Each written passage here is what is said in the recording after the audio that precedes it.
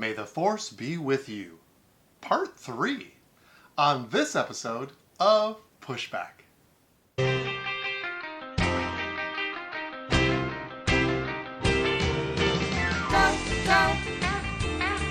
Jonny, go, go. Go, Jonny, go, go. Go, Jonny, go, go. If you're concerned about the direction our culture is heading, then maybe it's time to push back.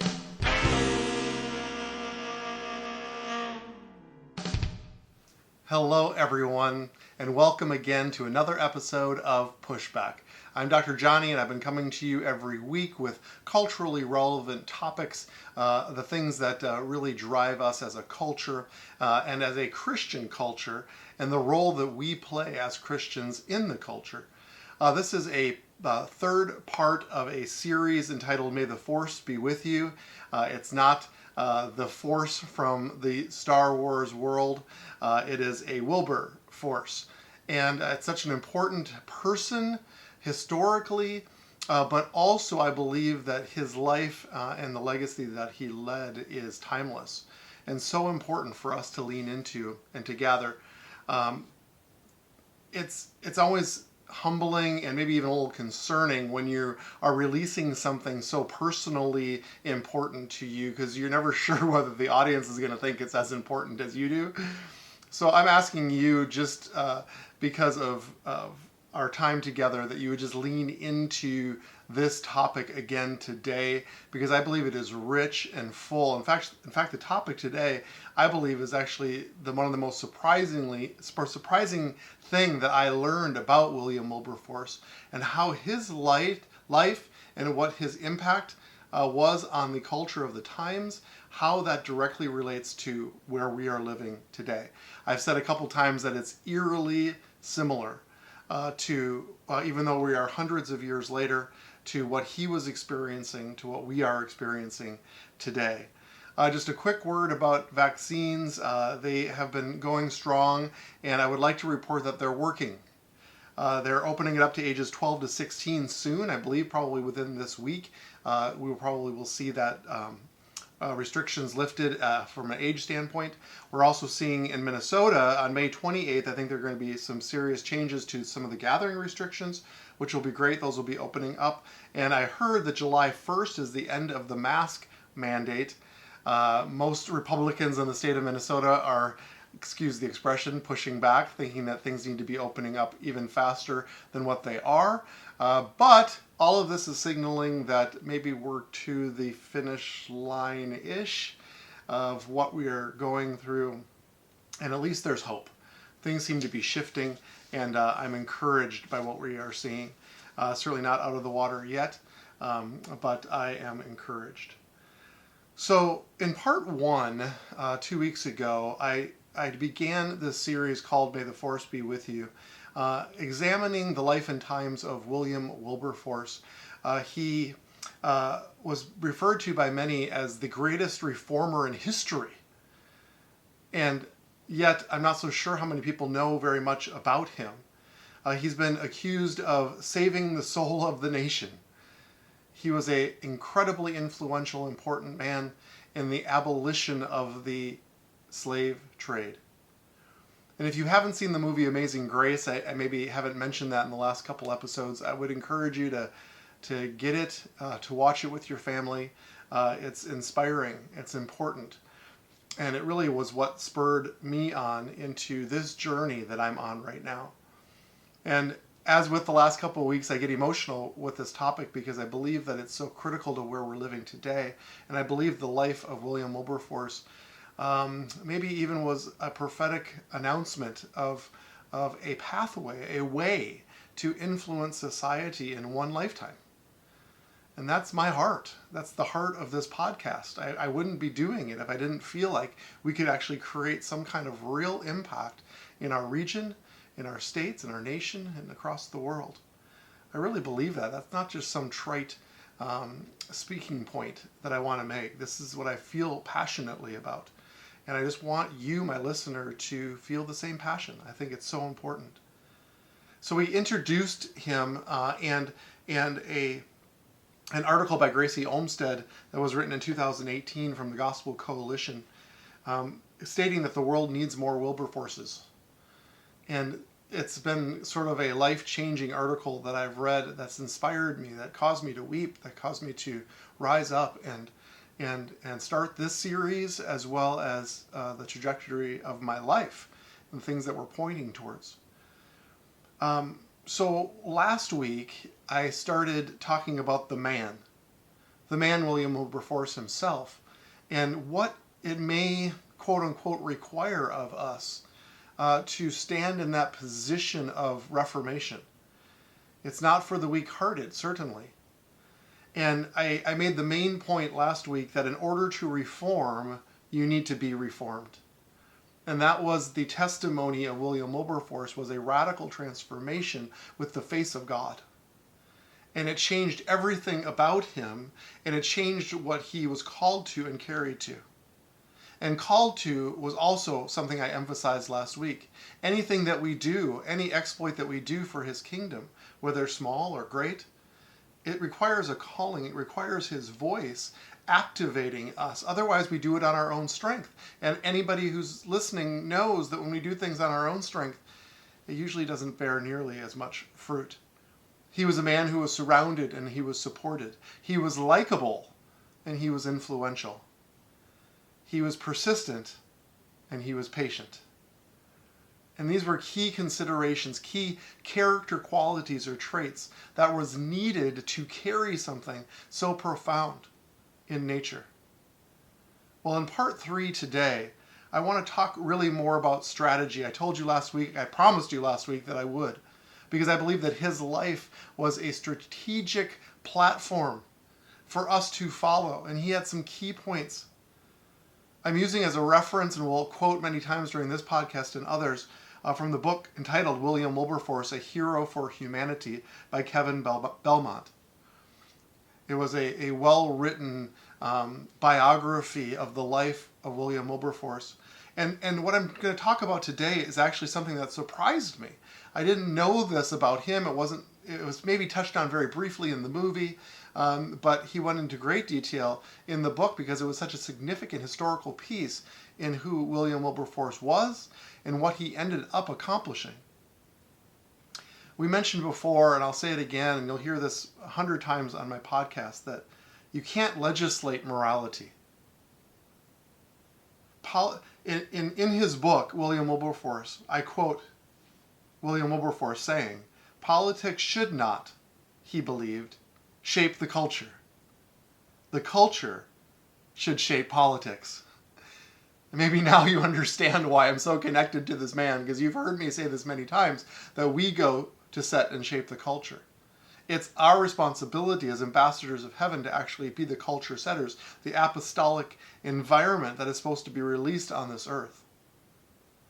And we can't look to our politicians as the legislators to try to change behavior. It needs to go the other way. We have behavior, and politics actually respond.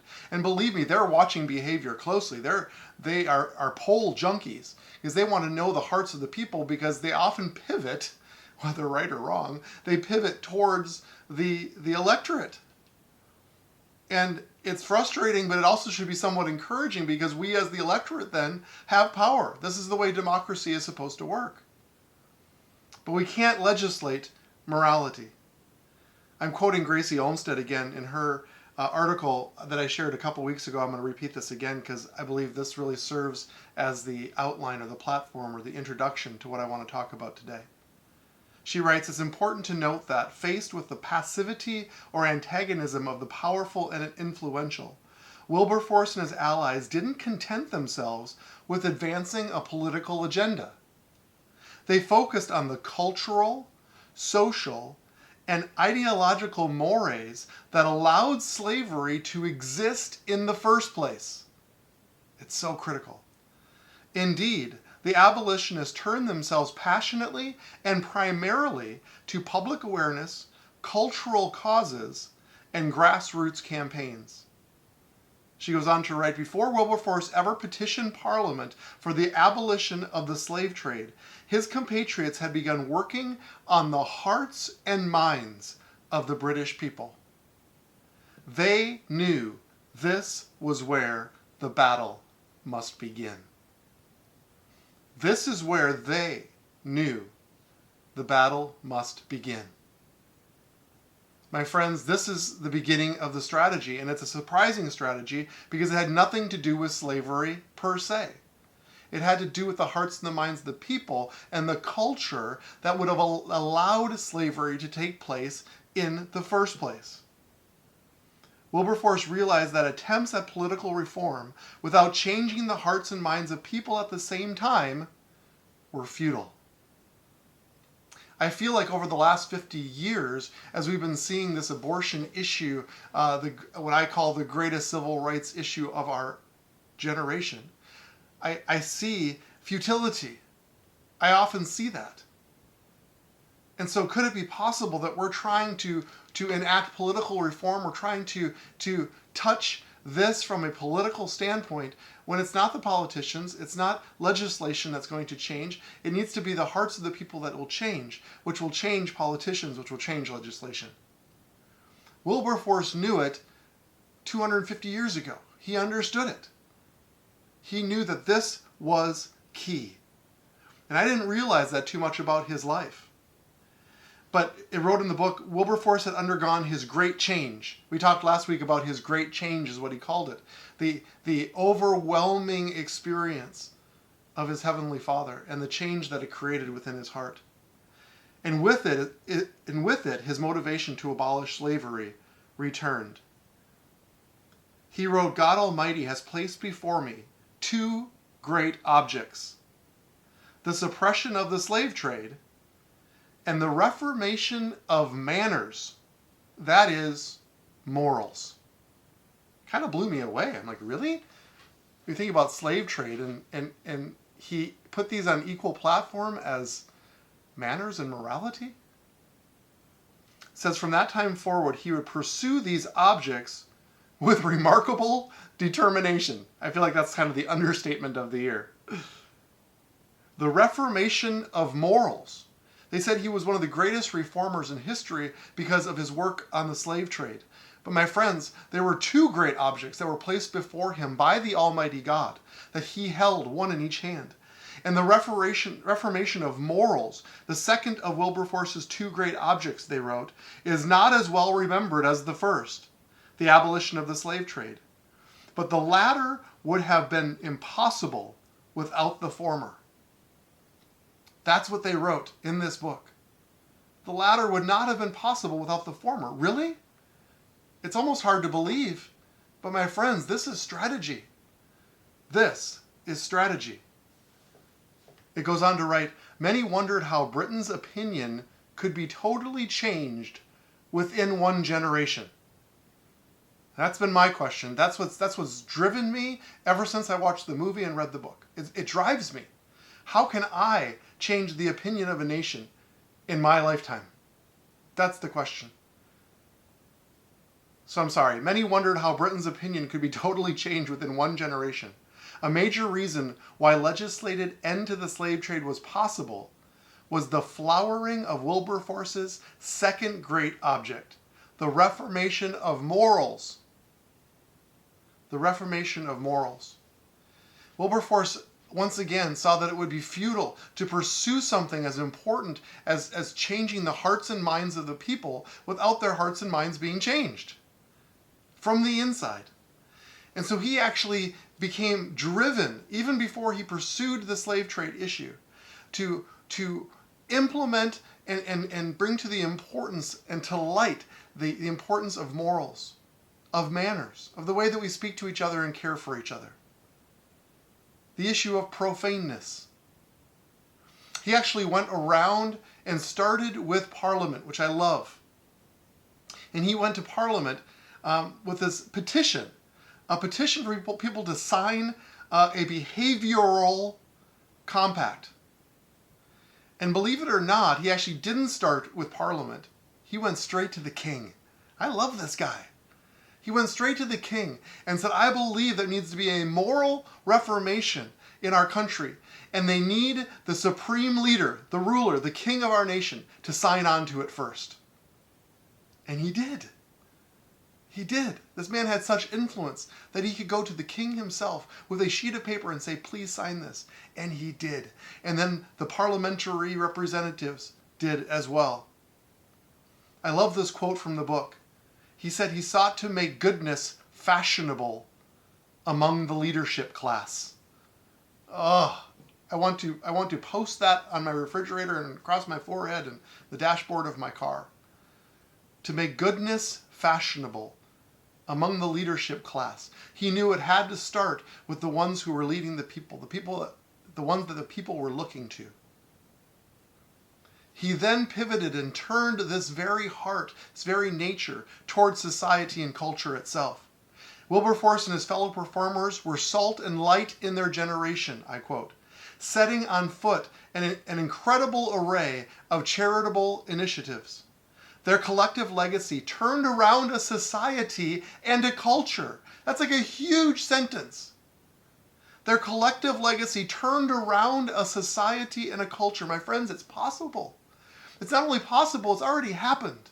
This is what we're learning from history. It happened. He injected himself and his group of followers into the societal aspects of their culture and brought real change. And he did it by demonstration, and he did it by his own personal influence. He implemented societal reform. He went into every aspect of society. He legislated penal reform, welfare reform. He even was very into the treatment of animals. They mentioned this in the movie very quickly. He championed child labor laws and child prostitution. My friends, nothing's changed. These are things we are still dealing with today. But he saw them as moral problems, and he injected himself into all of those. It was quoted of him that many believe that Wilberforce's real position in British society was that of Minister of Public Charity. That's a huge thing to write about somebody. But this was the man, as we talked about last week, and then his strategy, his heart, was to actually impact society so that goodness would become fashionable. They wrote that his reputation for social justice and fair dealing moved many to seek Wilberforce's counsel and trust in his integrity. My friends, what that is called a platform. He created for himself in a platform. This wasn't a manipulation. This was his heart. His heart actually created him, allowed him to be the one that people went to for moral questions, for social justice. If we want to be on the front lines of social justice, the things that are happening today, if we want to be the voice of reason, if we want to be the ones that people come to because of our integrity, then we need to pour out ourselves for others in a charitable, loving heart in all areas. Nothing to do with the slave trade for him, nothing specifically to do with abortion for us. It has to do with our heart and our charitable heart, so people see us as charitable people. See us as a quote-unquote authority in the realm of social justice. This is key. He operated in compassion. He took care of those in poverty. My friends, on an aside issue, and we'll talk about this more next week, one of the main abortion issues is poverty. And we can strike at the heart of the culture that creates an environment that's suitable for abortion. We can strike right at that core by helping those who are impoverished, who are hurting, who are alone. It's dealing with the cultural societal issue first. He was a philanthropist. Many probably didn't know that he died a pauper. He had a substantial fortune, and he gave it all away in a spirit of charity. Wilberforce believed that true philanthropy, quote from the book, could not flourish in an immoral society. His thinking in this respect was similar to that of John Adams regarding the U.S. Constitution. It was designed for a moral citizenry and wholly unfit for any other, John Adams wrote. That says two things to me. Number one is that philanthropy turns us outward. Immorality turns us inward.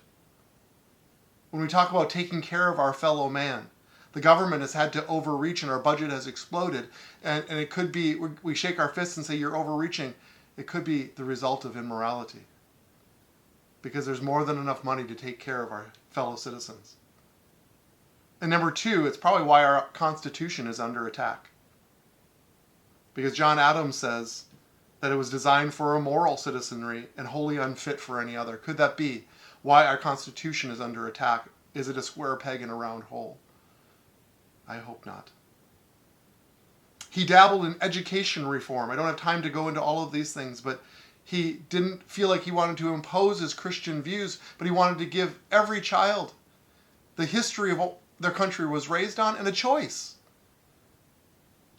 He said his purpose wasn't to commend his faith. Well, his purpose was to commend his faith, not command it. We have to understand even the realm of evolution. Please see my previous podcasts about evolution. It creates an environment that opens ourselves up for a culture of abortion.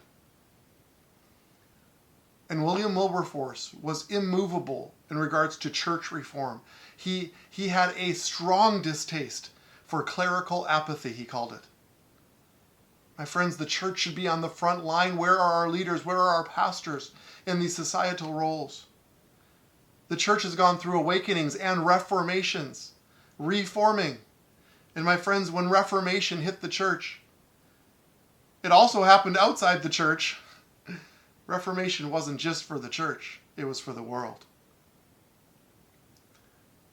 So my friends, I'm going to read this again.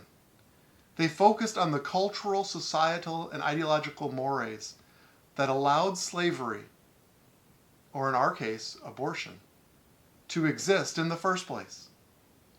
Before Wilberforce ever petitioned Parliament for the abolition of the slave trade, or before we start tackling this issue of abortion, his compatriots had begun working on the hearts and minds of the British people, or the American people in our case.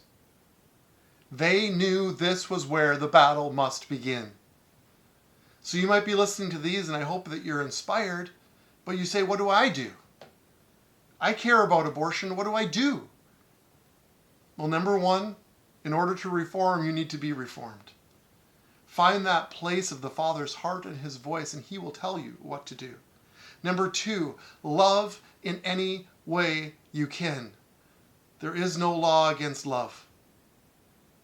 And not specifically about abortion, in any way that you can. William Wilberforce showed us the strategy. It's to implement society so that you are seen as a generous philanthropist, a charitable heart, a giver, a carer, and an authority in the realms of morality. That's my heart for me. That's my heart for you. It's my heart for my family. And then number three, impact or reform. I like the word. The hearts and minds of the people. Your people, whatever your realm of influence is. Shake off apathy. There is a culture that allows abortion to exist. I want to figure out what that culture is, and I want to go after its root, and I want to bring impact and life in that area. It deals with the value of life, the value of our life, our identity. We need to reform the view of life. I'm going to close with this about William Wilberforce and a few of his quotes. He said, in discharging this grateful service, Wilberforce sought to measure his progress as a Christian through what he called, quote, improvement in love to God and man, end quote. Love to man meant that he was to, quote, employ his talents for the benefit of his fellow creatures, end quote. Love to God meant that he, quote, ought to cultivate his talents and realize his potential as an act of devotion, end quote. My friends, as you use your talents and your influences, it's an act of devotion. So let's go together now to set and shape the culture.